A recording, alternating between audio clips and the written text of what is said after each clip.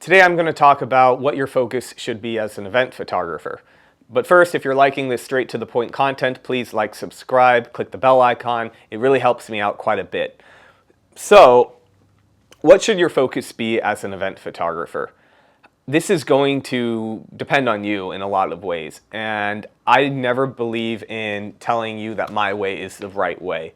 There are certain things that you should be doing that all event photographers should be doing, but ultimately, you have to find your own voice, your own values when it comes to how you apply yourself to the job.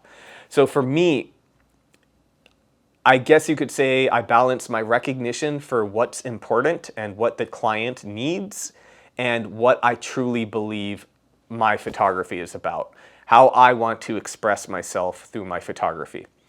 What I personally hope to capture are these authentic, emotion-filled moments. That's what matters to me. And that could be a private event or a big corporate job. It doesn't matter. I'm trying to tell an emotional story by capturing the high points. I want those high points to be like windows into what it was like to be there. I want it to be the case where people that were there and they see those photos, they're like, oh my God, I remember exactly what that felt like because of that photograph. But I have to balance that out. And that comes down to intended use, which I'll make a whole video on. But you have to know what the client's intended use is.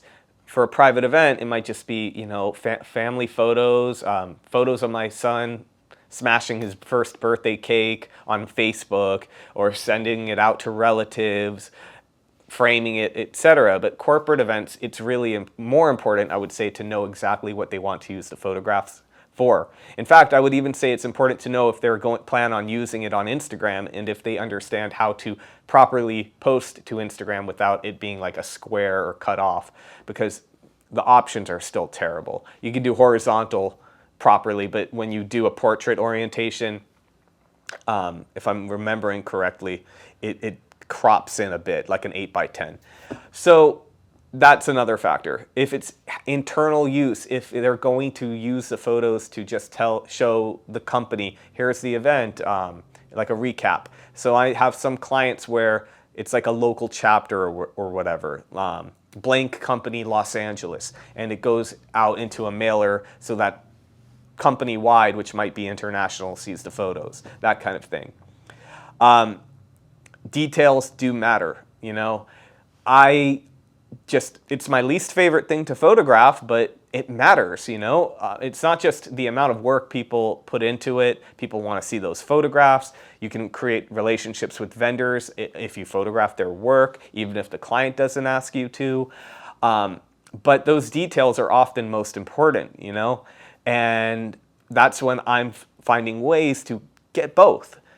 So you can have a detail shot of a beer, because it's a beer company, brewery that hired you. But if I can capture those emotional moments, this is my objective, in combination with the product, the interactions with the product, then it's best of both worlds. All right, that's it for today. I hope that's helpful to people, knowing what I'm looking for. You can find your own voice, but of course there are different shot types and different ways of doing things, and that's what my other content is for. I will put in the description some recommended stuff that I would check out if you're more interested in knowing what you should capture as an event photographer. If you want to support this channel, support me, check out my Patreon page. It's a way I can actually support you back. I can offer you portfolio reviews, job reviews, etc., business coaching, whatever you need to be more successful. I will try to help you. Thank you for watching.